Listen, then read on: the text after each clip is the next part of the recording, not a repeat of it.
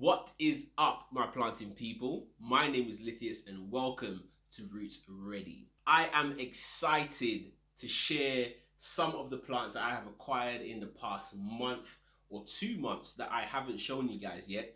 And I'm always so excited to show off my plants to anyone who will listen, even to those that won't. But I'm so glad that you guys are here. If this is something that you're interested in, then please do consider subscribing to this channel.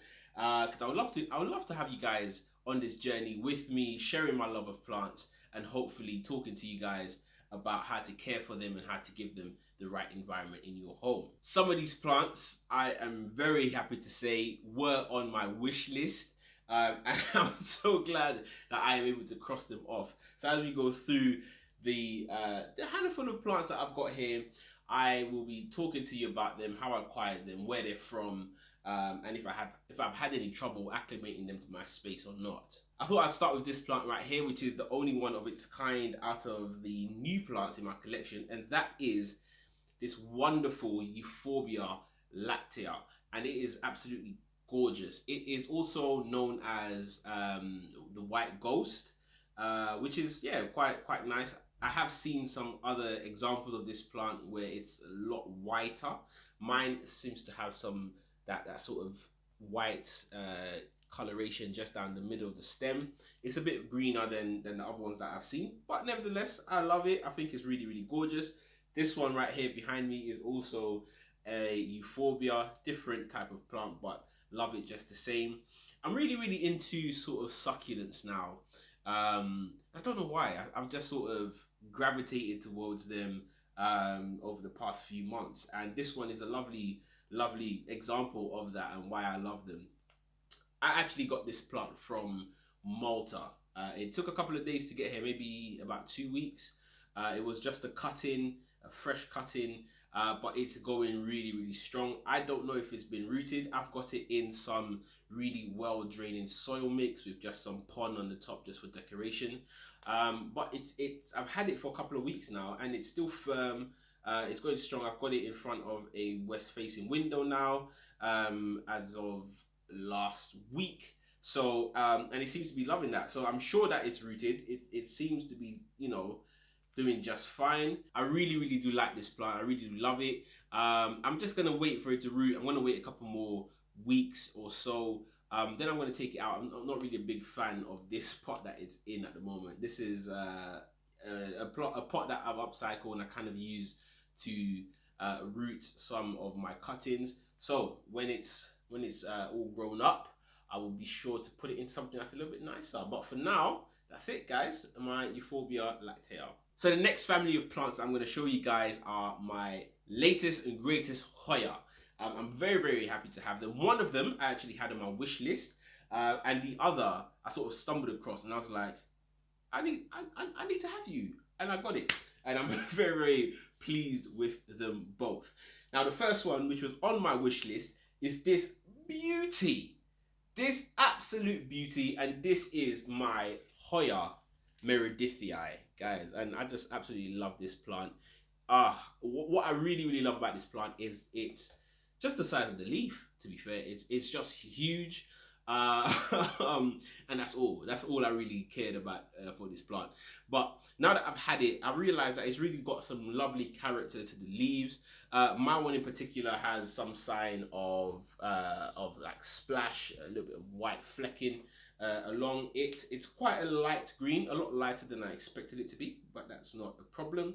And those veins just sort of stand out against that lighter green just because of the contrast, and I just really like it.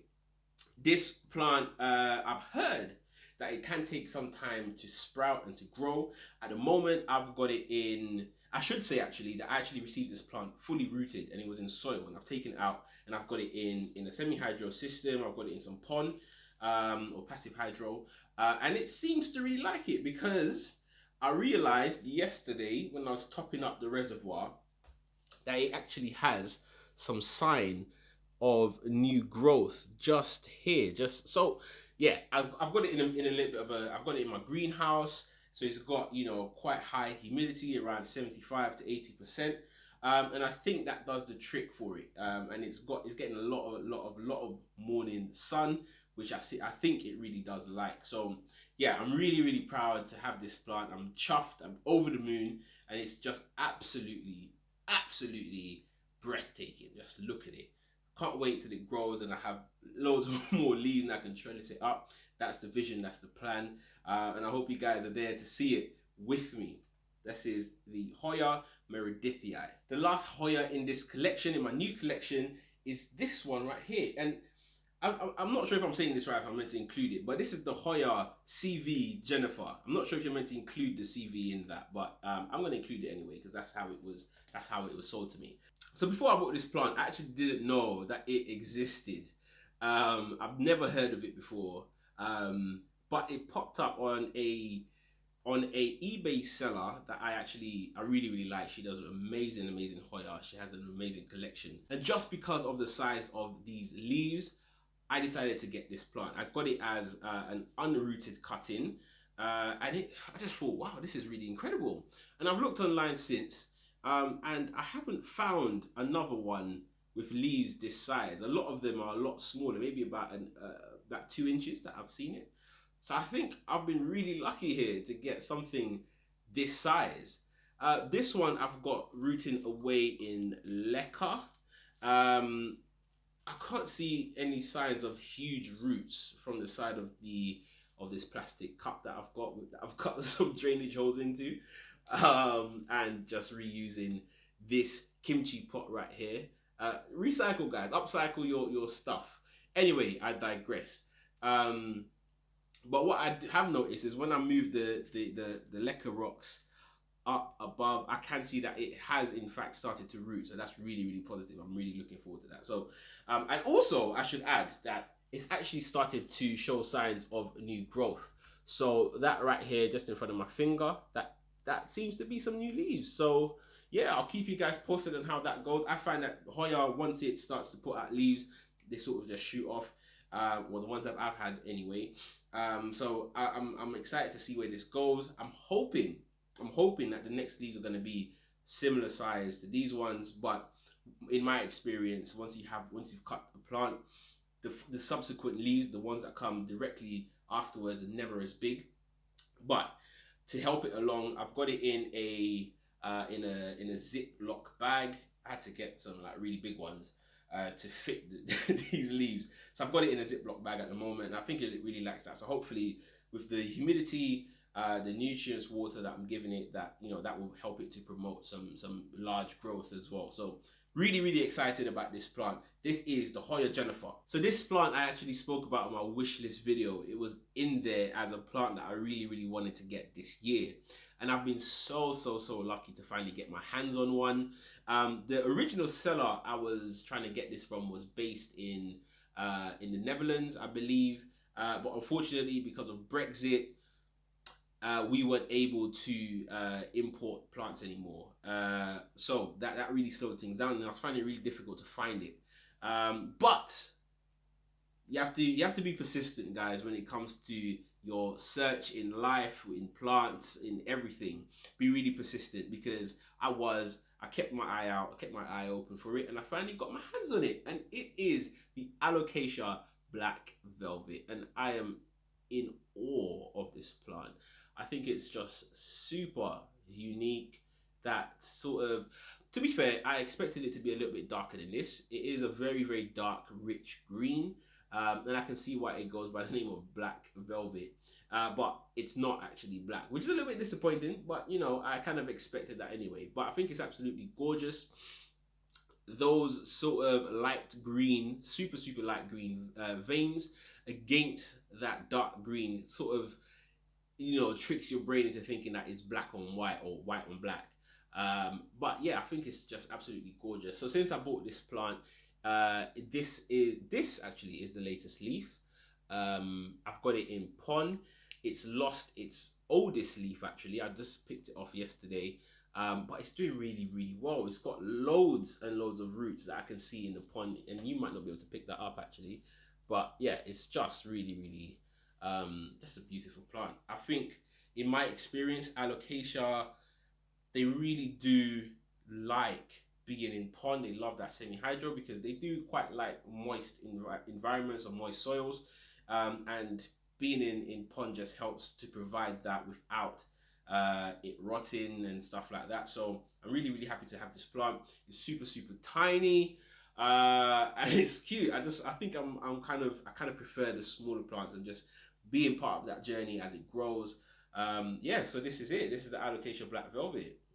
Absolutely such a cutie. Just look at it. Wow. The last three plants on my list are all Codex plants. And again, it goes along the sort of succulent vibe that I'm really getting into at the moment. And the first one I'm going to show you, I think it's probably, arguably,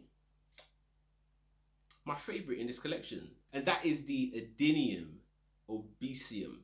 I hope I've said that right. It's also known as the desert rose, and that's because of its origins. It's native to Africa, grows in really hot, dry climates, which is why it's sort of, you know, it's a codex form, and that helps it to sort of regulate its water. I think this plant is just beautiful. I've seen a lot of videos online of people who have much larger forms of this plant. I think this plant goes up to about 2 meters or so. This is only a seedling. I think it's about 3 years old, according to the eBay listing where I purchased this plant from. But aside from just the sort of bonsai-esque look that this plant has, it also produces the most amazing flowers, and hence its name, desert rose. I think this one is called the baby flame, and it has a sort of orange red type flower that comes out. I haven't seen it yet. I've only had it for a couple of weeks now, but I can't wait, guys. I can't wait. I think hopefully I might be able to get maybe a flower this year. I think it's around the 3-year mark that they start to produce. But if not, I'll be patient. I think even just as it is with the leaf, the sort of color, the texture and everything, and the look of it is just absolutely gorgeous. So yeah, I'm really excited to have this plant and see where it goes. It's also a very easy one to propagate. As it grows, you can just cut the stem, let it callus over for a couple of days in a shaded area, and then pop it in some well-drained soil mix. And you can just have as many, you know, you can just keep increasing your collection. Yeah, it's just really cute, really different, unique, and it's something that I'm really into the sort of codex type plants now. So this was definitely one that I had to get. When I'm talking about codexes, this is one that I needed. So I'm really happy to have this one. When I talk about codex plants, I can't complete it without talking about a Stephania. In particular, this one is my very new Stephania Nova. Guys, I really was really keen on getting this plant when I sort of started looking into codex plants. It's really different. I love the codex on this one. It hasn't started to sprout yet, but it's really sort of just sort of misshapen. It's sort of unruly the way the codex grows. What I really love about this plant is that it grows. The leaves that it grows are really sort of circular, and they grow quite large, a lot larger than the standard Stephania that everyone's sort of seen before. And I've done a video on that as well. Yeah, so I'm really pleased to have this. I should say I'm really happy actually, because today, before I shot this video, I hadn't seen any growth on it yet. I thought with spring around the corner that this should start to sprout some leaves, but I haven't seen any sign of leaves yet. So I thought, let me pull it out of the pond, and lo and behold, it certainly did have roots. So it's definitely rooted. So I think it's only a matter of time before we start to see some leaves on this bad boy. So when that happens, I will definitely keep you guys updated. And yeah, I think it's just a really cute plant. Once it starts growing, it seems to really like pond as well. I spoke to the seller. I said, listen, what's the best way to get this plant to sprout? And they said, give it some high humidity, give it a lot of light, or just try to put it in pond, and that will really help to provide all of those things in one. So I did that, and it seems to really like it. This is the Stephania Nova Definitely one to have if you are into Codex plants. So the last plant on my list, and I made sure to keep it to the last one because I'm excited to show you that it has started to grow. It is the last of my Codex plants in this collection, and this is the Phyllanthus Mirabilis, also known as the dragon wing plant. Guys, this is everything that you think of when you think of a Codex plant. It's got that bulbous base and it's got that woody feel to it as well. Really, really cute. I just really like this plant. So I actually went away for a couple of days just recently and I came back. And guys, when I'd left, it only had the smallest shoot, the smallest leaves on it. And I came back after 2 or 3 days and boom, I had all these leaves on there. So I think this plant is quite a quick grower once it starts going. I'm really excited to see where this plant goes in terms of the leaves because I think they come in a bit green and then they turn into this sort of reddish color that you see on one of these leaves right here. Where is it? Can you see it, guys? There you go. Kind of. Sorry about that. There you go. So yeah, it comes in and it turns out this sort of copper type color, and it's really sort of eye-catching. And just like the calatheas or the prayer plants, this plant actually in the evening, the leaves actually close and it'll open. I think at this stage now, because it's so small, I haven't seen it do that yet. But as it grows, it will start to sort of open and close as the day passes. So I'm really happy to have this plant. To get this to root, what I did is I stuck it in some pond and I stuck it directly in front of one of my grow lights. It's probably only about maybe 5 inches away from it, but it seems to love it. I think this plant definitely appreciates that high light, high humidity to get it started, and I've managed to get that with the pond and the combination of the grow light. I'm really excited to see where this plant goes. I think it might be a quite slow grower, so I'm not expecting the Codex itself to grow very quickly anytime soon. But I'm here for the journey. I'm really in love with this plant. So that was my latest collection of plants. As I said, all of these plants have been acquired in the past month to 2 months actually. They're doing really well. Some of these I got as unrooted cuttings and they're going along and they're rooting wonderfully now, so I'm really excited about that. I think for the next couple of months I'm going to focus on doing a lot more propagations because yeah, I've got a lot of plants here already and space is limited, so I'm going to try to focus a lot more on expanding the collection that I've already got. You know, some of them I can share with friends and so on. I'm going to really try to push for that and get my propagation game up. Already I've started, but very slowly. But I really want to focus on that over the next couple of months. So I'll keep you guys posted. Hopefully you can be part of that journey with me. But that was it, guys. Thank you so much for joining me today. I hope you enjoyed it. And as always, keep planting.